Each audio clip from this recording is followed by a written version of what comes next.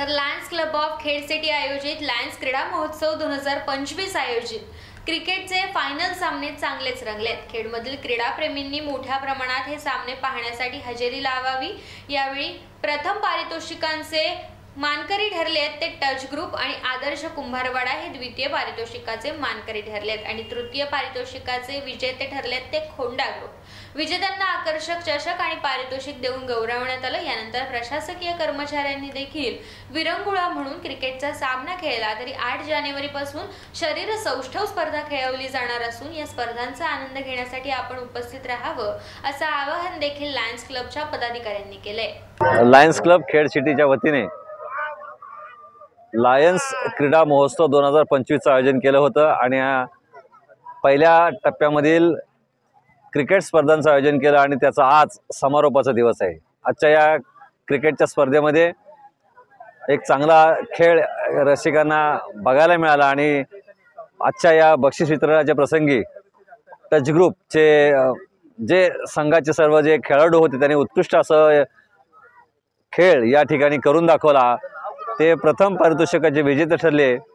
द्वितीय पारितोषिकाचे विजेते ठरलेले आहेत ते खोंडा आदर्श कुंभारवाडा येथील सर्व स्पर्धक आणि तृतीय पारितोषिकाचे जे यशस्वी विजेते ठरले ते होते खोंडे।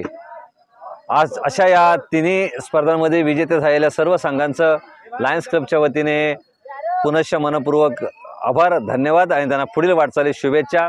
मी खेडवासियांना विनंती करेल की उद्या शरीर सौष्ठवची स्पर्धा होणार आहे, त्यालाही सुद्धा आपण प्रतिसाद द्यावा आणि 10 जानेवारी ते 12 जानेवारी या कालावधीमध्ये जिल्हास्तरीय कबड्डी स्पर्धा आयोजित केलेली आहे, त्यासाठी सुद्धा आपण क्रीडा रसिकांनी सहभाग व्हावा आणि क्रीडेचा आनंद घ्यावा असं विनंती या लायन्सच्या स्टेजवरून मी करतो। धन्यवाद।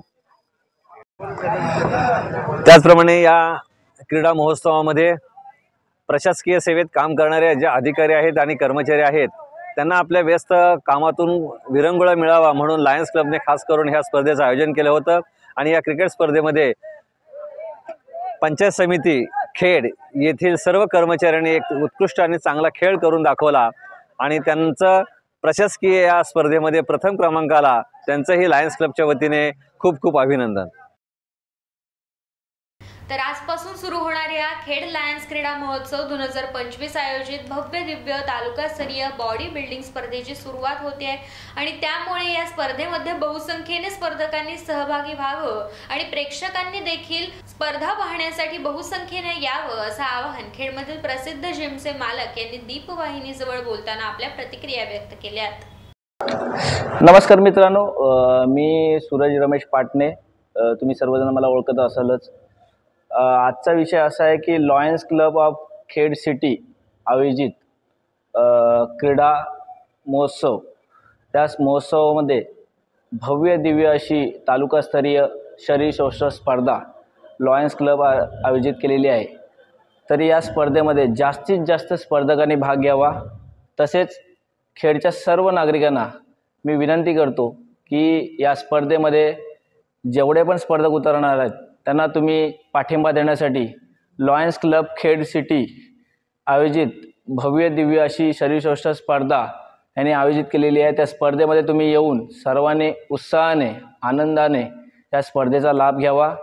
तसेच भविष्यात पुढे होणाऱ्या स्पर्धेमध्ये खेडमधून स्टेट लेवल किंवा नॅशनल लेवलला स्पर्धक तयार व्हावे या स्पर्धेसाठी ही स्पर्धा आयोजित केलेली आहे।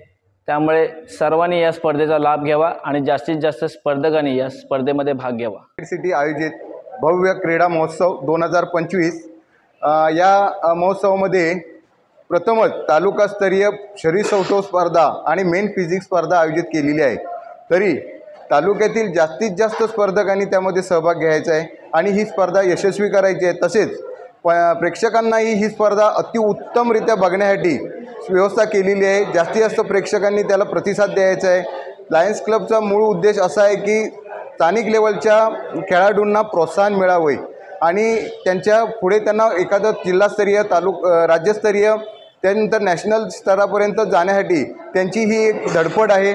त्यांनी केलेल्या ह्या स्पर्धेला आमच्या जिम रत्नागिरी जिल्हा बॉडी बिल्डिंग आणि मेन फिजिक्स स्पोर्ट्स असोसिएशनकडून हार्दिक शुभेच्छा देतो, तसेच त्यांचे आभारही मानतो की त्यांनी आपल्याला एवढी संधी उपलब्ध करून दिली.